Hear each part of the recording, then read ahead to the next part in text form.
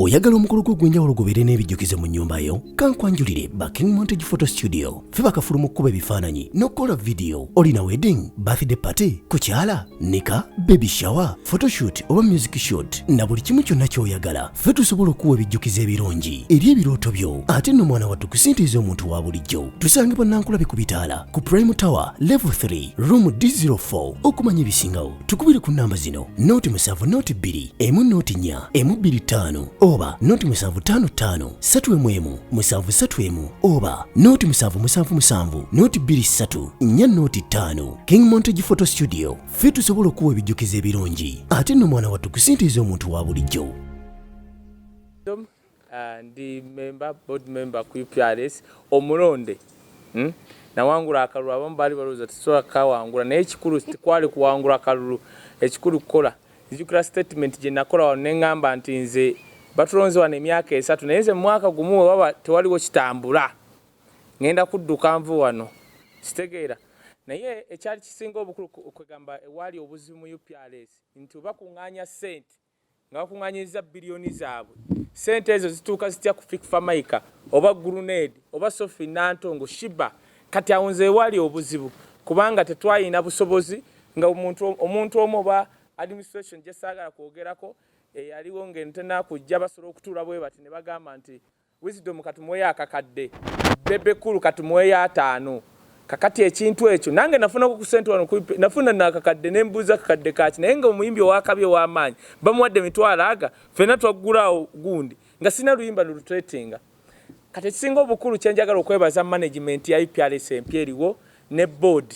nti kye baasooka okugamba okulongoosa nga tebanakuteeka maanyi mu kusolooza omwaka mulamba nze kyembala wes bingi bibaddewo kyembala kwe kulongoosa nti bwe tukuŋŋaanya biliyoni zaffe 2 Fikfa Maika ategeera ati omutemwa gwafunako era tugenda babulya mu annual general meeting egenda okubeerawo ofuna otya ssente kubanga yebadde wewabadde obuzibu myaka 3 UPRS gyebaddewo. Nenze njaga okwebaza board eriwo ne management ekulembera mukulu Anson Neono nti ekyo kyo kirongooseddwa era jangu mu meeting nga mmwe bannamawulire abagenda okuba ku Zoom naawe omuyimbi atanafuuka member otegere lwaki olina ofuuka member. Nyina akantu akansanyira mu UPRS. UPRS by law eyina obuyinza ogenda okusolooza ssente buli wamu kasitoba nga okozesa music publicly. Naye bwetuuka okugaba ssente ezo eziwa member kitegeeza Wisdom wemba nze member wa UPRS ne wemba nateekayo wakisi zange ezedda nga Bebe Cool afulumya buli mwaka buli mwezi nga wagamba. Naye bw'aba si member bwe bakolekitinga ssente teekawo ligamba bakolekitingiramu n'eza Bebe Cool. Naye mu kugabana Wisdom nze member nze nfuna n'eza Bebe Cool kikyengezaako kugamba omuyimbi yenna gy'oli collecting society bibiina bya nsi yonna tikiri mu Uganda kyokka ziriwo collecting ssente royalties kwaba bakozesa music waba bayiya oba ba artist publicly. Kati bw'otoba member tugenda kulya ssente zo. Nyina wano kye navumbudde kye banyambyeko okuvumbula muwulire ekintu kino. Uganda Registration Service Bureau buli mwaka ekuŋŋaanya biliyoni ezitasukka waggulu wa biliyoni 58 biliyoni buli mwaka.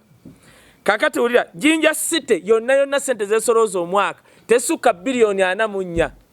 Kansooka ebirala mbireke kati muwulire UPRS.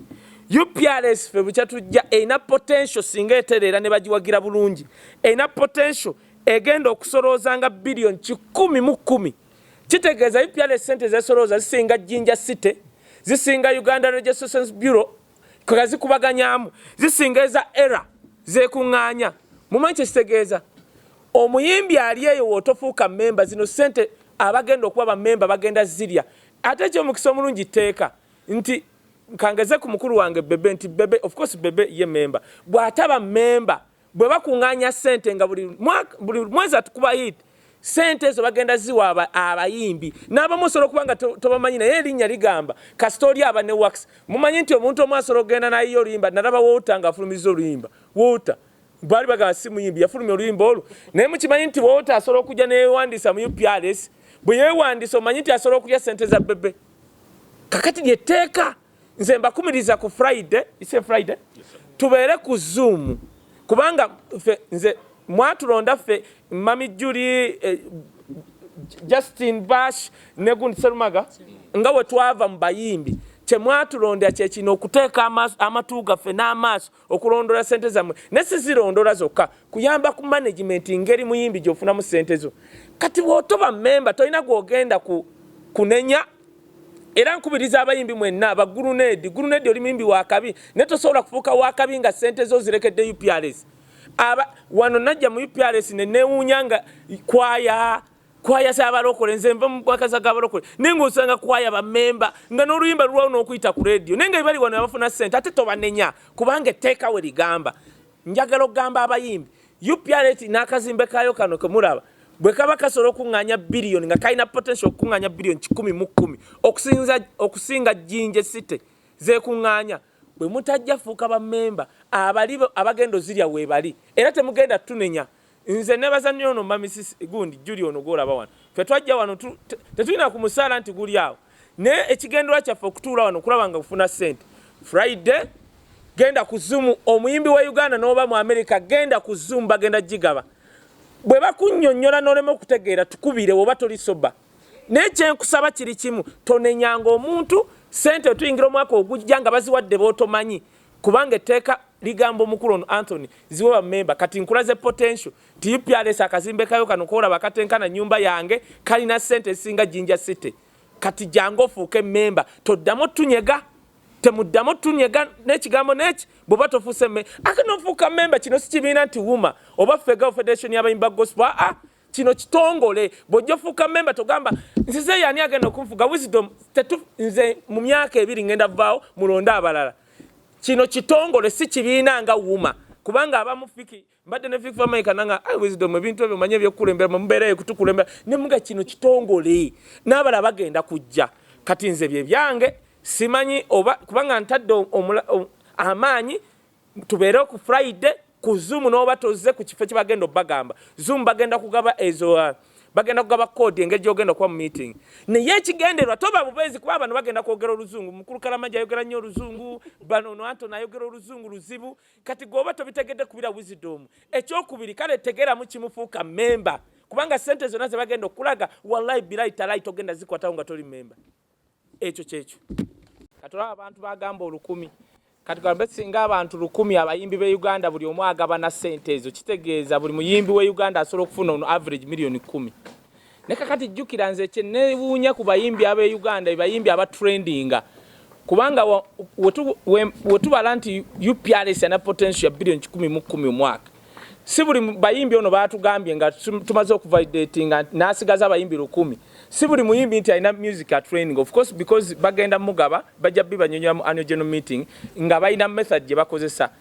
fikfa maiko soro kubanga oliyo naye nga olina milioni za 5 wazisuula dda abala bajja zirya buli si kyekyo sebo nga bwazireka kubanga tulwano tukaba bwavu kubanga singa buli muyimbi wa Uganda amanya nti buli mwaka why UPRS soro kunsimba 5 eyo plot number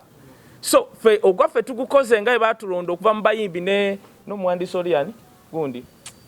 mwerabidde ono awandika ennyimba Dr.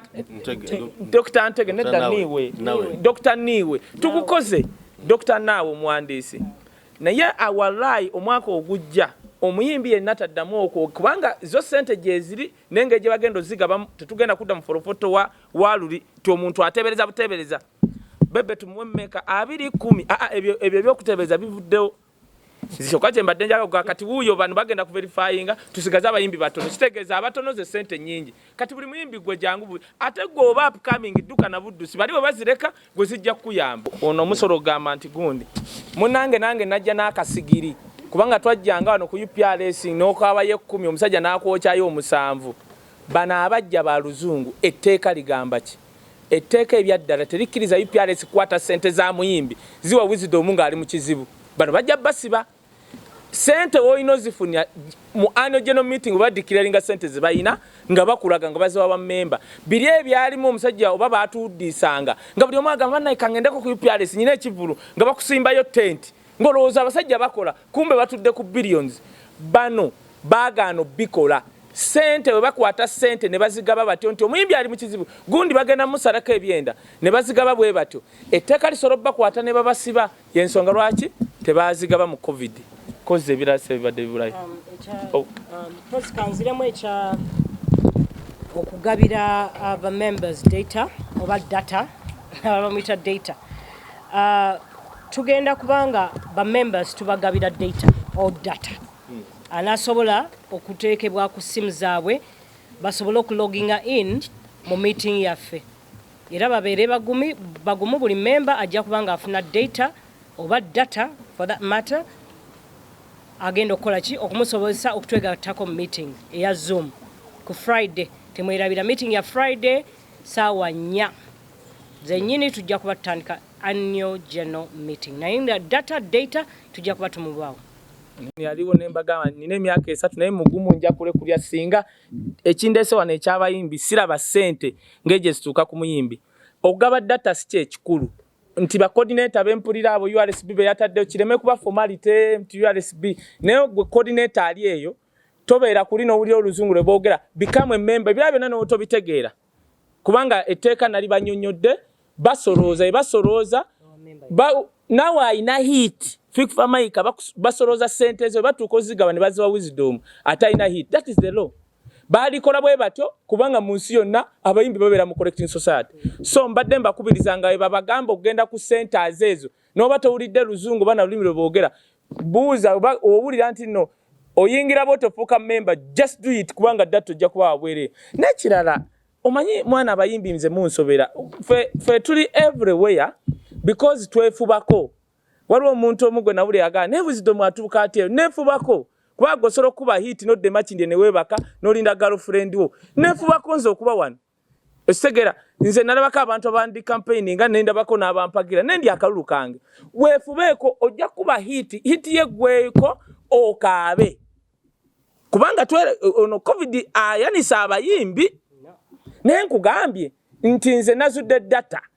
UPRS esoroza ina potential soroza billion 10 esinga jinja sita esoroza buli mwaka billion 4 URSB esoroza billion esasuka wansi wa 5 mukaga bonna bola babakabi abefula abakabi ku URSB batambulira ku billion 5 mukaga ne kati go muyimbi kana kazimbe nabagaite konka na nyumba yange kali mu billion 10 potential no singawo kakati omuyimbi ali eyo tolinda bino ntino fina yagambye bagenda tuwa data fina tebatuwadde data sigenda kugenda ku fina jja kuba bulungi gofirwe bibyo kubanga naye yefubako fina yefubako adduke guru nadduke kapeeka oba sera genza aluwa nadduke emisinde kakati goba tewefubako ajja kuba buli wamu fena tunyinge nga buli wamu otuko olabawo fina so what gwe tewefubako mbadde nkusaba data wabatazze wefubeko okoleki nze ndaba abantu bangi nnyo bagenda ne boogera administration yali muna mumanyi abafuba ne bukulembeze bwali mu UPRS muuma abeewaayo ne bakola meeting buli dakiika n'ebyo byonna twefiirizanga ssente zaffe okulwanyisa abakabi abaali wano mbadde nkusaba n'owebaba tebakuwadde data kino kyokka Uganda yeewuunyisa ababodaboda bamanyi chairman wa stage yaabwe aweebwayise bamanyi n'abatwala tebaba boda tegenda kola sensitization banange kitata akola bukozi n'omugoberera kakati eno weve badde ya fina oyo kakati fina wabagambye genda mu UPRS tobuuza bibuuzo fe twakulya ku mulembe nga Silver wagamba nti yingira wano ebisigadde tobuuza nzono nadde mugamba mukulu Anthony nabana bali codirable nembagamba nti waliwo licodirable emu egenze nekola ekibi efiriza licodirable eziriwo nembagamba fe nze waliwo contract nga misa achabuza wisdom obitegedde nti let us signing why abayimbi abamu erono mugambye ne licodirable ze abayimbi abamu bagamba bebati wisdom obitegedde nti wa signinga yaba amanyi nti no wisdom kabitegedde tekigenda kunyiga ne kimala kimunyiga amanyi wisdom jageno musango mukuba ebikonde otegedde mbadde mbasaba abayimbi mu abali eyo tugobere balidda baffe betuyina nze mbanyonyodde sente eziri wano neze tusubira okujja ogwaffe tetukukoze kakati atajje kirungi n'abakulembeze bawuma bali wano nze bwe mundaba wano mbamulabye aba gospel genda aba gospel tulina obuzibu nawulidde ba pastor abamu abagamba nti no temujja mu UPRS kino Mazembe kwata kino ojja kituusa ku ba pastor ezo church z'abalokoleza aba pastor nkiddemu uno ava mu church ezo church eyo church ya pastor oyo Levickson n'olimba musical Levickson agende wa Nasimu n'asasula milioni 3 audio n'asasula Grace Morgan amwandikidde oluyimba n'asasula video ya milioni 15 pastor tagenda kwongera kwa de 10 gwo muyimbi wa gospel bugembe asobola kubanga bino tabiri nnyo naye abuuza bugembe nze gwakyasinza okubuuza ku bino ebintu kasawulye wali sente ate si Justin akubuuza wisdom sente ziriwa bayimbi mu aba gospel mumpulize bulungi it is a muleke confusion music wo ogenda nosasula sente zo nga gwe si pastor muleke ba pastor n'ebyabwe ne church zaabwe namwe mukole ebyamwe wolaba wali value nti ogenda kuba hit jangu babiri ali wano babiri lumu na kimako sente ze wano actually babiri endoza yomu kwa yimbi abakyasinzo kimano sente ennyo na kimako milioni 10 ku SMS wano can you imagine simanyi omuyimbi wasachula milioni 10 inze neseka bwenti bubu mu motoka gwe muyimbi gwo wa gospel solo kubanga babiri akusinza magezi takusinga mwoyo kakati ezo church abasumba babagamba nti temuwandisa mu UPRS omusumba ina church ye nebiwobwabyo byembigamba ndi mulokole gendo yimba music wo genda wewandise mu bibine ebibatwala wewandise nebinakuwa sente abatagala kwewandisa mu bayimbi ba gospel temufaye musigaze Yesu wammwe anointing without money is annoyance anointing katono nyo kanoko anointing nga toina sente biba binyizo oyo Hanison mulaba namulaba ko nga mwavu kati mulaba nga avuge emotoka ezakabi kubanga anointing katerabikira mu sente Yesu yekai yasembayo kutambuza rugabire sora tambuza rugabire ku mulembe Yesu yakatugena kukola ebintu ebisinga ebyakabi kati tambuza rugabire gomimbi wa gospel batawe wandise mu UPRS atojivumirya sigalayo ne Yesu wo napaka tuberere ne Yesu wapenga tuli bakabi nnyo segedde nayenze nkugamba ebyaddala teri agenda kigambe yo kanisa omusumba gambo yogera byoyogera eyo kanisa yiye si yo yiye n'abaana be n'aba mulinaanyaawo jangu wewandise ye bobokose ekintu kya munno kisasulire omuyimbi bagamba nti ye performer bagamba nti nze oluyimba lwange ndukuwadde wetaaga weebuuzeeko banne bwe yali kwana nabo producer agambye atya ate songwriter yagamba atya ate publisher yamuteekamu ssente abo nabo baba bannannyini mu luyimba olwo lwe lumu ekisembayo mpozi nti media house eyo bwekozesa adverts obulango obulimu ennyimba z'abamemba bafa balala